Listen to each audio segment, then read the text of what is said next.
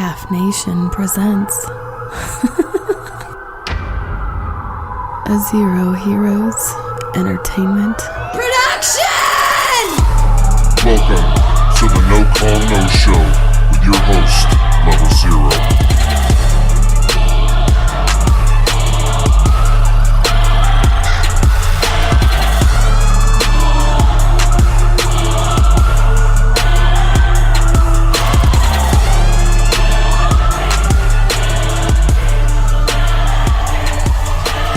To the No Call No Show, everybody. I am still your host, LevelZero, joined today by Muzzle. Hey! My good buddy, Hound. Hello. Oh, it's taken us a long time to get through this intro.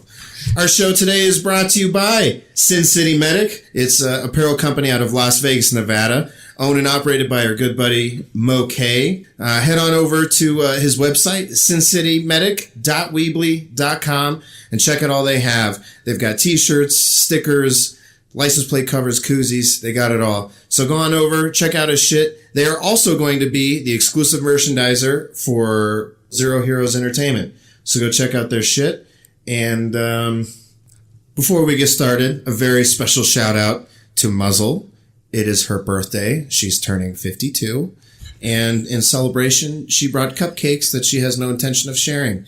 I'm going to share. Because she's an asshole. Well, I may be, but I'm going to share. Assholes can share too. Yeah. Yeah, I brought them, didn't I? And they're in the middle of the table. Here's how I know that you're an asshole. You know what cupcakes you brought to share? Vanilla cupcakes. Who fucking does that? They're vanilla beans. Oh, I know this one. It's Muzzle, right? Fuck it is off. Muzzle. I'll just eat them myself. Please don't take the cupcakes away. Eat them all I'm going to eat them all. right now and for people at home to listen to. Oh, no. Ladies and gentlemen, this is Muzzle crying while eating cupcakes. It's the name of your new audio art installation.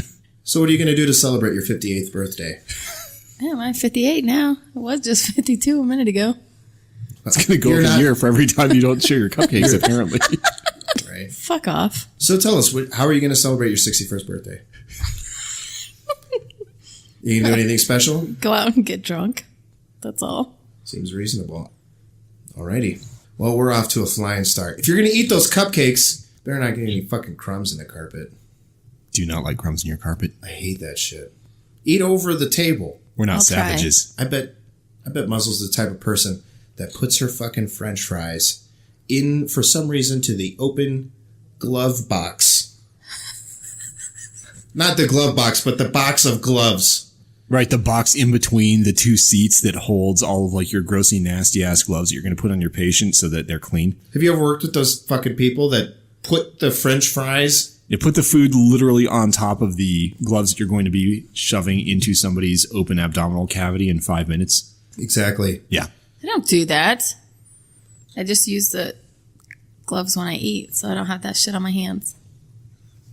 So does Hound. That's true. I didn't. Yeah. I only almost did did that. He just did this.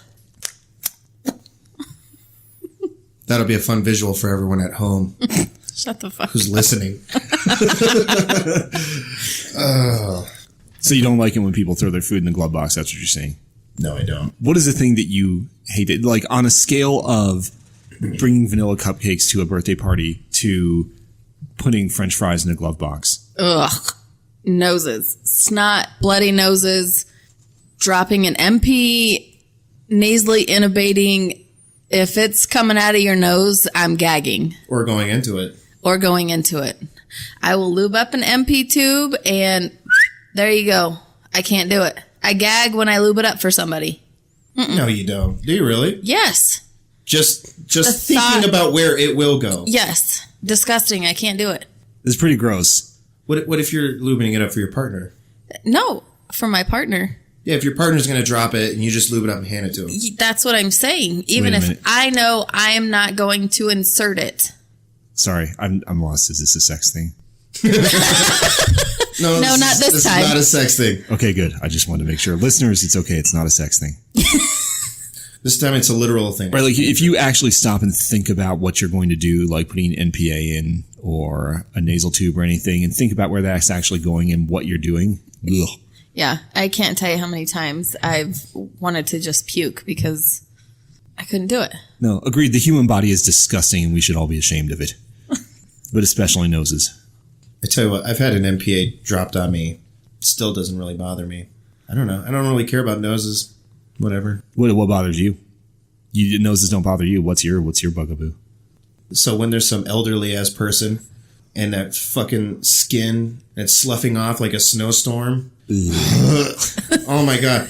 Hey, if I put your arm on my leg, right, start an IV or something, and then I move your arm back onto the cot, and I have to spend the next 20 minutes trying to get shit out of my pants. Nope. I hate that shit. Hound, what's your thing? Tracheostomies. Fucking hate them. Oh, yeah. I hate them. Like, especially when you have, like, that trach that's clogged with mucus and you're trying to, like, a legit gag on air. That again, it's mucus. Right. It's all part of the Nose. same continuum. Yeah. It's like, that's one of the very few things that if I'm working on that and suctioning somebody, I will still make, like, the EMT who has just been handed, like, a bag full of, like, your patient's shit for the first time face. Right. Where you're like, here, hold this. I don't want to hold it. And they're like, what is it? And you're like, you'll find out. Right. That's the same face that I make when I'm suctioning somebody's tracheostomy. I'm just like, oh, no. I hate it. There she goes again. Well, there's a new goal. I think we should spend No, don't. the rest of the day trying to see if we can get her to You better project bring a up. trash can in here then, because I just ate. So it's not going to be pretty if y'all are going to try to do that. It will probably happen. I'm just happy we're not trying to make me blush this time. Can we just do a hard pivot? No. No. Oof. I don't. I also hate fucking feet. Feet are gross. And being short and having to lift the cot in the back of the ambulance, they were always in my face. Yeah, very So well there's no positioned. escaping it. There's no. No matter what I do. Yeah, this is one of the nice things about being taller is that, you know, the feet are always all the way down there. Like, I can see them, but they're far away, so it's just sort of an academic concern. Like, well, those look gross all the way down there. If I'm dating someone and they've got cute feet that they clean like human beings, I'll put their foot in my mouth. I don't care. But at the same time, I also had a dead person's foot touch my mouth, and I almost killed myself.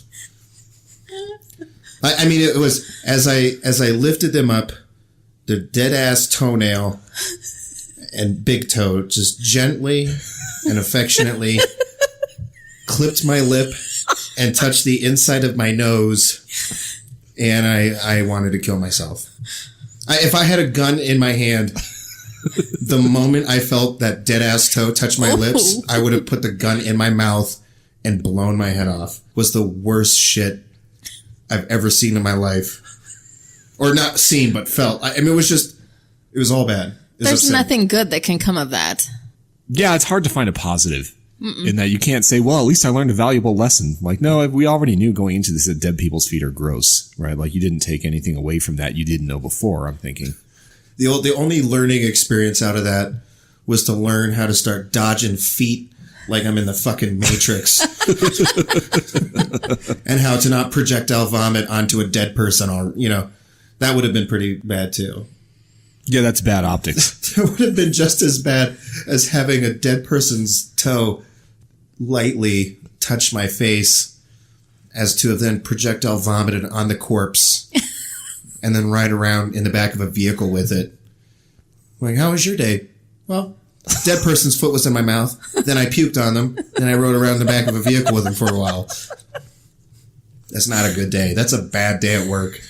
That is a bad day. So, LevelZero helped me get my crike because I was in the back gagging because I was preparing to nasally intubate my patient. Like, you're going to have to clean up my mess back here because I got to nasally intubate him. He's like, why didn't you crike him? Oh my God, that was a fucking fantastic idea. I'm just going to cut this bitch's throat. Good old days. Contraindications include can't get another crash airway, and it makes me feel icky to put a tube in their nose. Yes. Doctor was proud of me. He was impressed. So that's just about it for bugaboos. What about with partners? Partners can be bugaboos too. Right? What's your least favorite partner trait? Laziness. Like, honestly. Somebody who just won't pull their weight, won't do their shit. I couldn't stand partners that didn't do shit. I was going to say fucking country music. That's the worst trait in a partner. Country music. That's not their trait. I mean, their trait Or is working their with taste. the fucking bag lady. Oh, working with bag ladies. When they show up with 85 bags of shit. Okay. But they're... I had like 3. Oh, my God. With what? With what? And what the fuck did you use during the shift?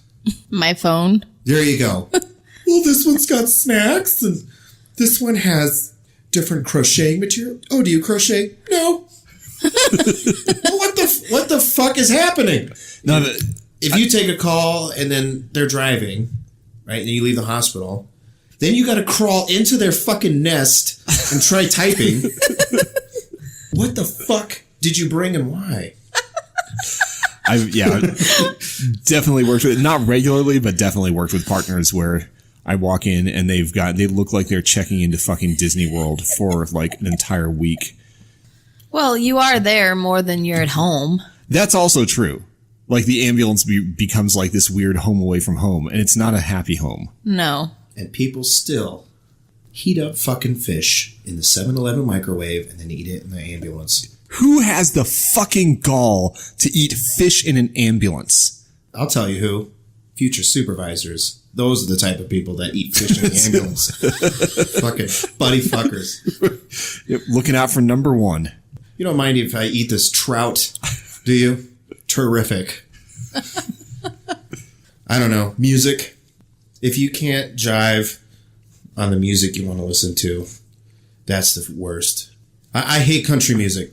I hate country music like the Nazis hated Jews. I mean, I hate country music. Like, real bad. Do you know what I mean? Like, I played it when we worked together.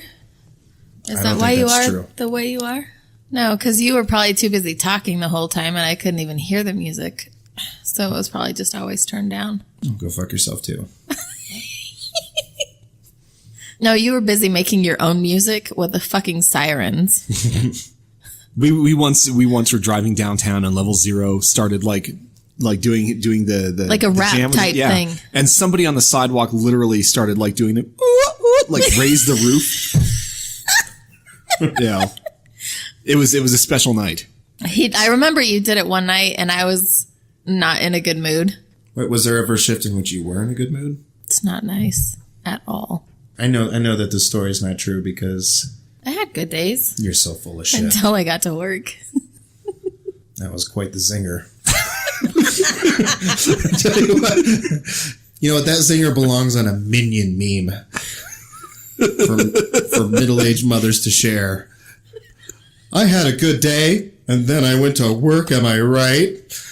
Am I right, ladies? Just can't wait to get home to that Cabernet. Am I right? Sorry. So I was doing the hip-hop sirens, and you were unamused. What happened? I just remember yelling at you, and you were like, okay, I'll stop. And then like 30 seconds later, you started it again. That sounds like me. That's when you give up. I told you before that LevelZero once did a booty dance in my face on the way to a call when he saw that I was grumpy and unhappy being at work. We're driving up the interstate at 80 goddamn miles per hour. And LevelZero is just like, hey buddy, this'll cheer you up. And I looked over and he is like unbuckled, standing on his seat and booty dancing in my face as we are careening towards some like nonsense cardiac arrest. Yep, sounds about right. That sounds like me, yeah. That's an interesting partner. That is not a boring partner. Yeah, at no point, I think, during our partnership did I ever go home and say, well, nothing unexpected happened. Constantly a surprise. Sometimes the supervisor is like, hey guys, need you to meet me. And I was surprised, but LevelZero, he knew exactly what was up. I was like, I knew what the complaint was. Right. Well, you were completely unaware that anything negative had transpired. I very specifically remember that there was an incident in the bay of a particular hospital where the supervisor had to come stand out in the middle and hash it out with everybody after LevelZero had maybe said some unkind things repeatedly at a louder volume than was strictly necessary. The ER staff looking out the window, wondering what happened. Those were good times. Welcome to our comforting safe space for students. Today's advice is, students, on your very first ride along, remember you're likely to be spending the bulk of your time in the back of this ambulance. The crew may have already set it up to their liking, but remember this is your space for now. The crew will appreciate you personalizing it to your own tastes, so don't be afraid to go ahead and just put things where you think they belong. It's all about your learning experience. This has been your comforting safe space for students.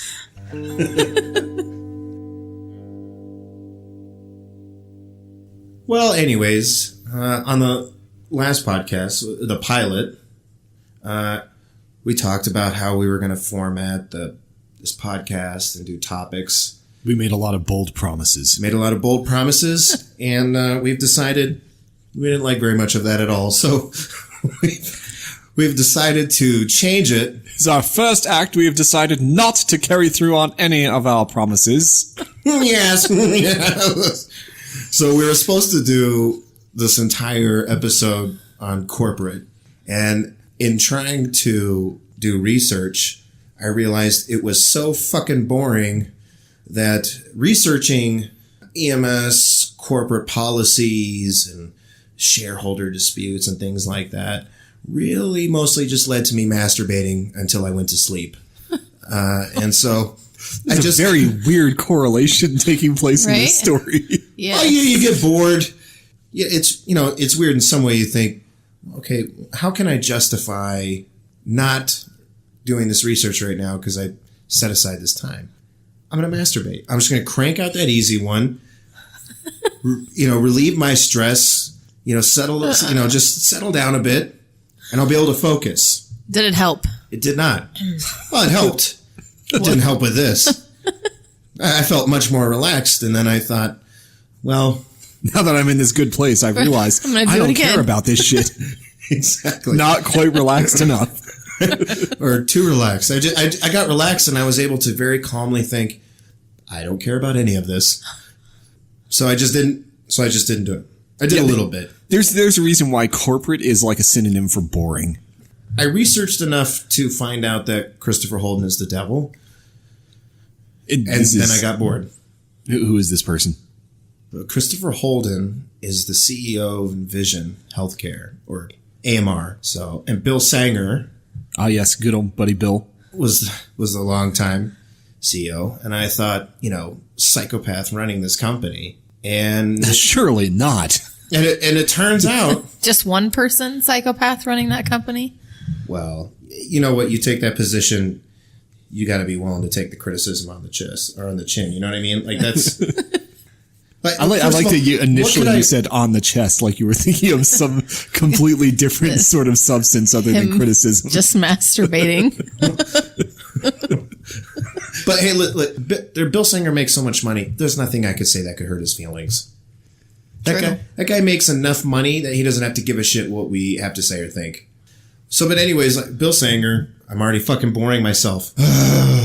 Basically, Bill Sanger, on top of all the money that he made, which was pretty decent chunk of money, he had all these extra things that he was compensated with, like use of the private jet.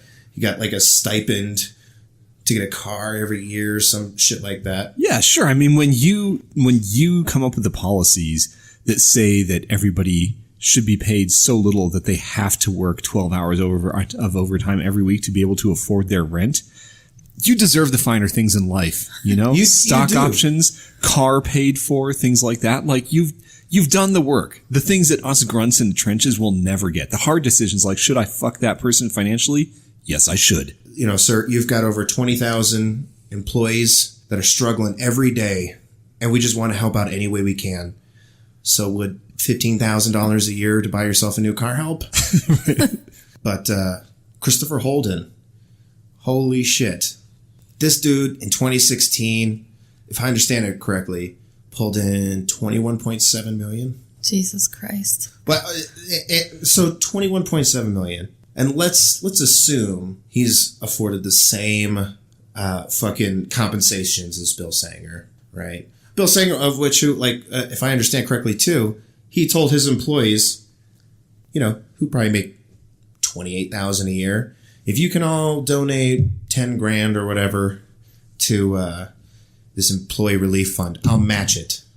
So if you can all scrape together 10 grand, I'll toss less money than my car stipend per year to help out an employee in a horrendous situation. That is the heart of a saint right there. Like, if there's one thing I know about corporate America, is that it is full of just stand-up motherfuckers just looking to do the right thing. Yeah, just looking for a way to spend their great wealth on making the world a better place. Exactly. I'm here to leave this place better than I found it, but I'm restricting that to the 25 acres I own.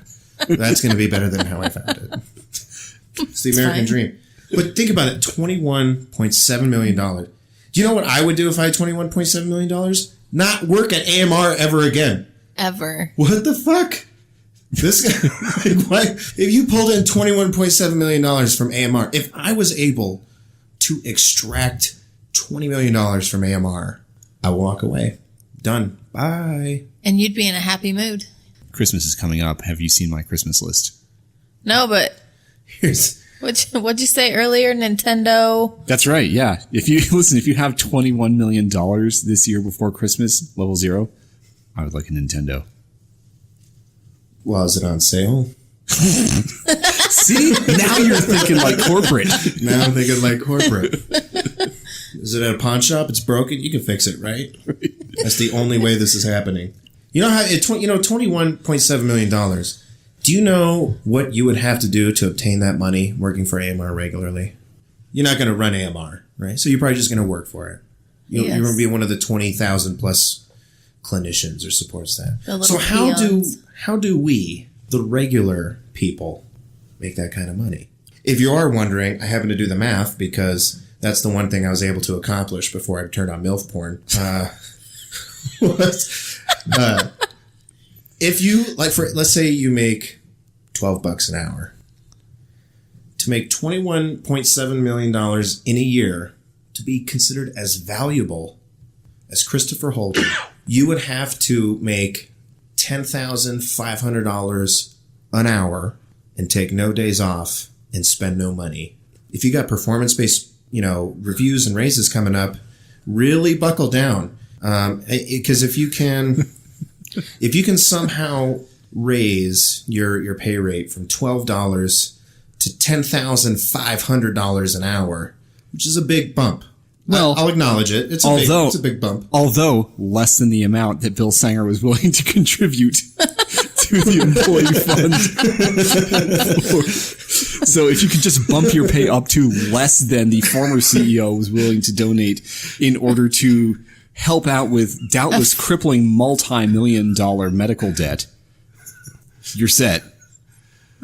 Or at $12 an hour, you'd have to work for 206 years. So step 1, become immortal. Exactly. Oh my God. Become immortal. Step 2, lose all sense of hope or good judgment and continue to work for AMR. Waste your immortality working for this company. Oh my God. I was reading one of Envision Healthcare's newer ethics, whatever guidelines or operating standards and ethics. Yes. The page just kept saying it was broken and it wouldn't load.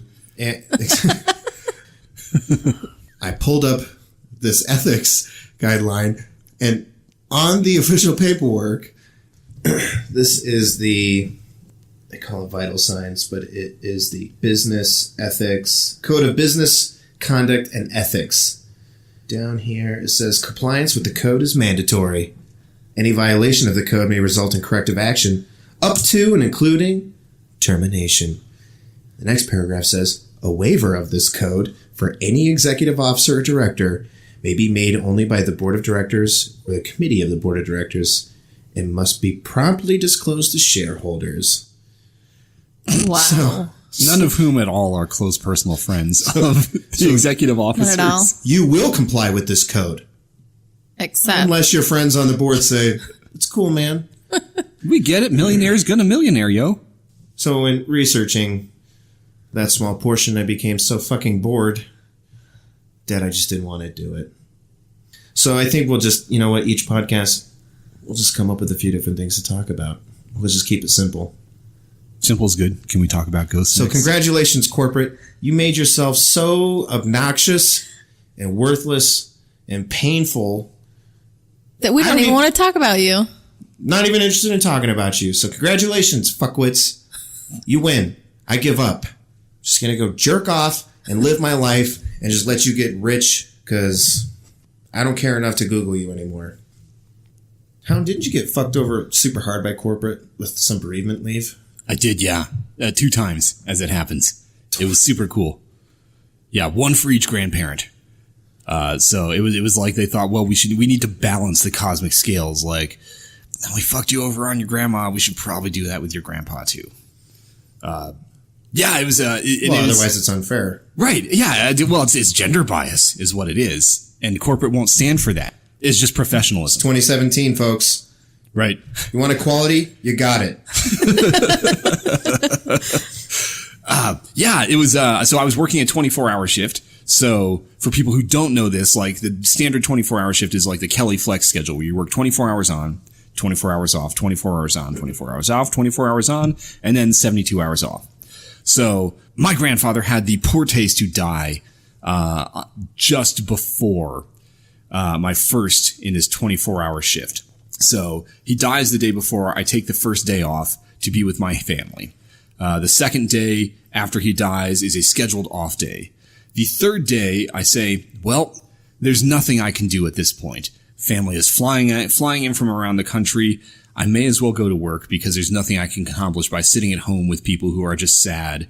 You know, by the time his funeral rolls around, it is the last day of my 3 days on, and I take the other day off, and the supervisor says, yeah, of course, that's fine. We're required to give you that time off. You're entitled to 3 days of bereavement.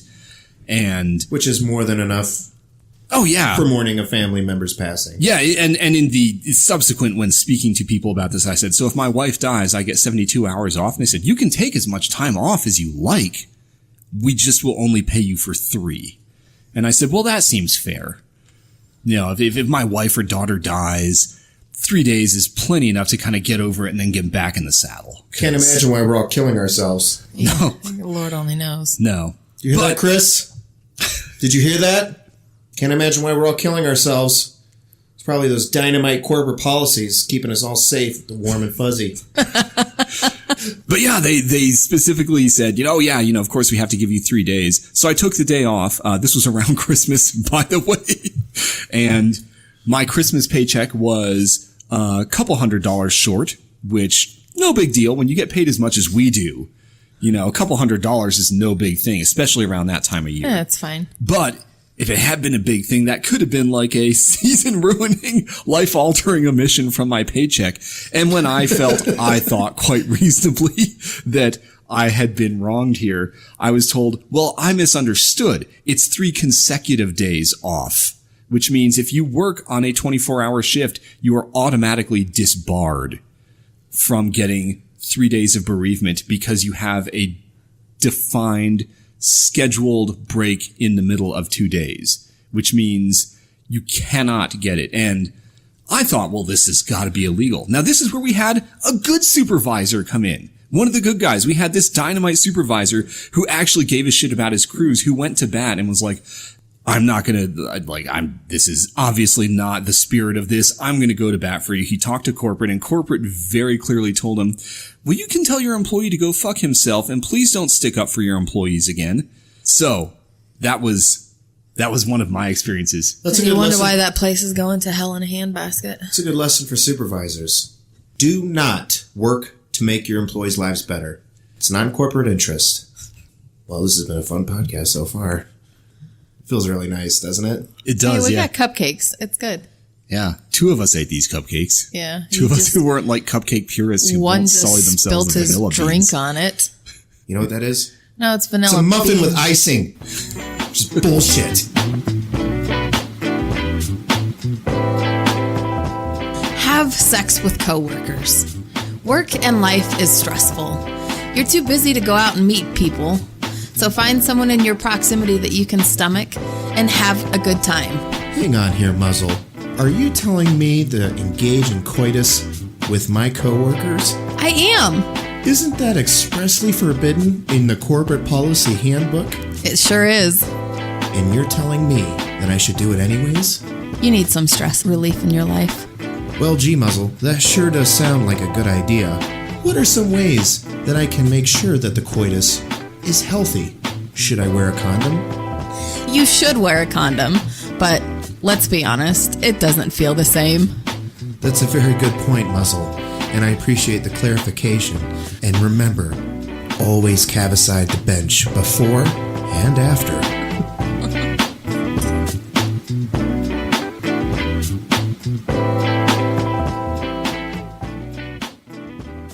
So with all that high quality corporate research you were doing, Right?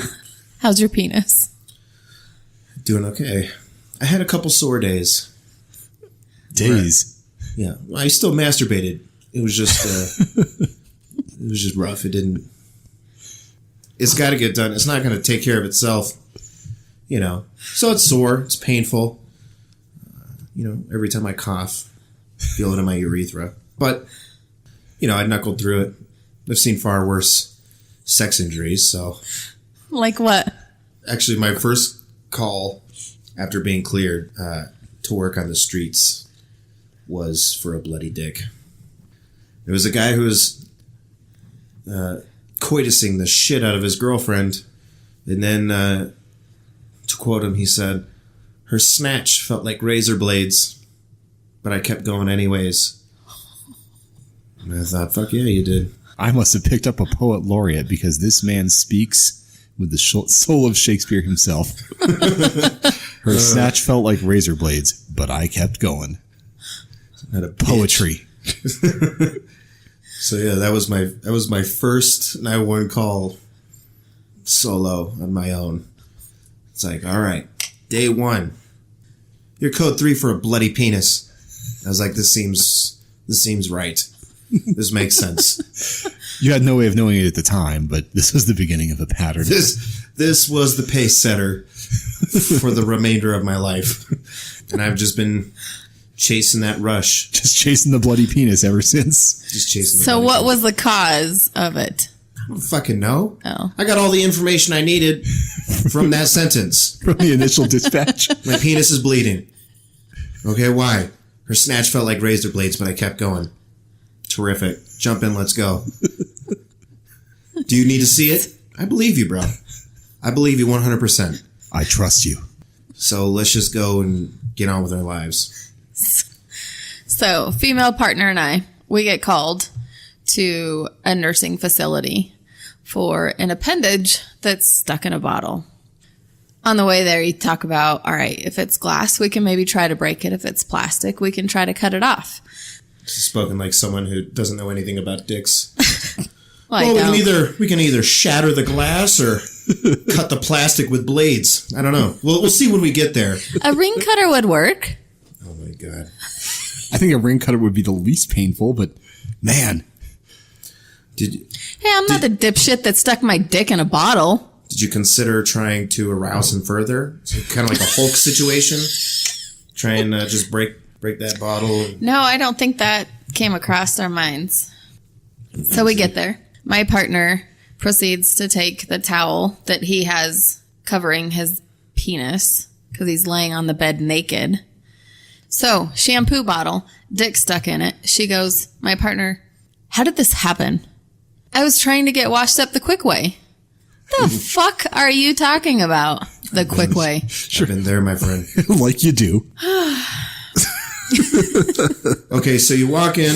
He's got the suppressor screwed onto his gun barrel. No, well, it wasn't the whole bottle. He had already cut the majority of the bottle off, so it was just the top part, like the the very top part of the bottle and then the thread. Oh, Do you Pro think work. Do you think he finished before he called for help?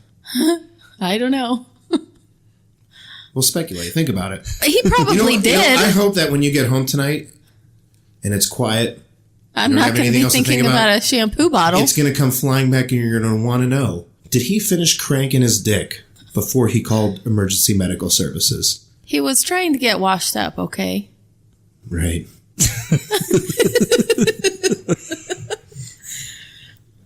You have to think of the size of the opening. If you're going to stick it in there before your penis is hard, you got to think about how big it's going to get. yeah, that's just real short-term thinking there. Well, listen, if your dick is small enough to fit into the opening of a shampoo bottle, You got issues. chances are the shampoo bottle is the only thing willing to fuck you back. Oh, Jesus. I'm going to fact check that statement tonight just to make sure I shouldn't be offing myself tomorrow. Just don't get it stuck, okay? I don't want to hear about that. I'm going to call you. Did it look like this? He's going to take pictures. Yep. It's going to be purple, blood dribbling out of the urethra, and I'll be like, I'm still trying to finish, though, because I'm a fucking warrior. It's difficult to masturbate right now, but...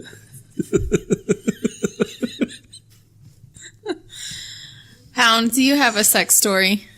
We went on somebody who we got dispatched on a pool injury. And we were thinking that we were going to a drowning or a partial drowning or somebody like Greg Louganis off of a diving board or something. But instead, we arrived to find a patient who was sitting by the side of the pool, crouched over, holding his groin with blood soaking his, like the towel that he draped over his savage nether regions. It was not a full, like, in the ground pool. It was like a jacuzzi. And he had somehow gotten the skin ripped off like a degloved dick from like trying to like looking at like you could tell that this guy looked at this hole, saw the bubbles coming out of it, and at some point in his drunken mind was like, I think I got an idea. Right? Like put two and two together and came up with like getting the skin of his dick ripped off. Was it the suction or was it the blow? No, it was like, I don't know. The skin was nowhere to be found. It was just like 3/4 of the way down the shaft, completely avulsed. It must have been like the suction. You would then. think, but the whole way there, and this is the thing that tortured me is... Can I offer some wisdom here? Oh, please do. I've shared the same thought as this gentleman. No, hang on. So here's what I think happened.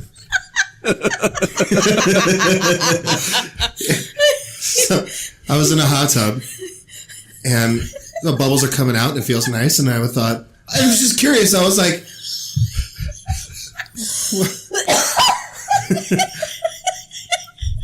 I wonder what it'd be like if I stuck my dick in there. Oh my God. But I didn't stick my penis in there. Because I'm not an idiot. So I took my thumb and I shoved it in there. I was just curious what the inside situation would feel like. And those jets, one or two are too small, but they also are super sharp.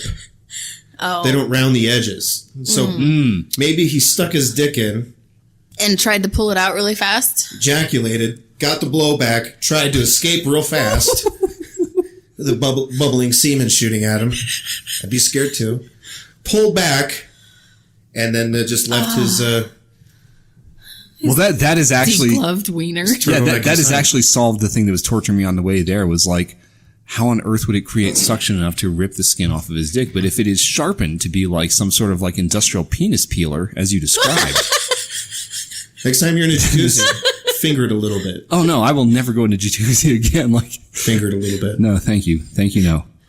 There's a jacuzzi downstairs, actually, if you want me to show you. Indeed. No, I'm good. Thank you. That's my gross sex story. Anything from work?